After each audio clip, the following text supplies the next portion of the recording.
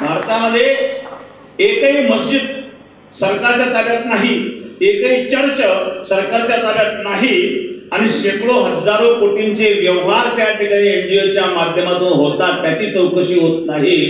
आणि आमच्या भक्तांनी दिलेलं दान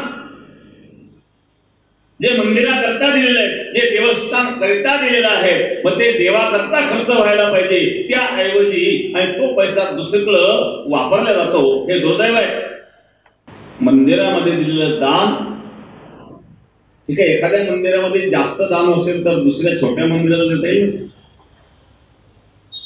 किंवा एखादं संस्कृत विद्यालय तिथं आपलं काढता येईल, मुलांना आध्यात्मिक संस्कार देता येतील त्या पैशामध्ये। भक्तांनी दान दिलेला पैसा सरकारने ताब्यात घेण्याचं कारण काय?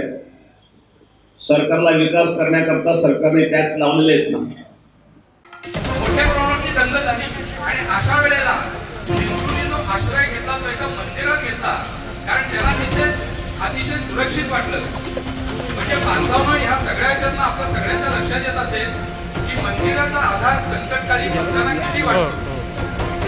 आणि आता मंदिर ही फक्त शांतीची केंद्र नसून ही संरक्षण देणारी संरक्षण केंद्र सुद्धा झालेली आहे, हे नुहमधल्या दंगलीच्या वरून लक्षात आलं। आणि म्हणून आपल्या सर्वांना अतिशय नम्र विनंती आहे की आपण सगळ्यांनी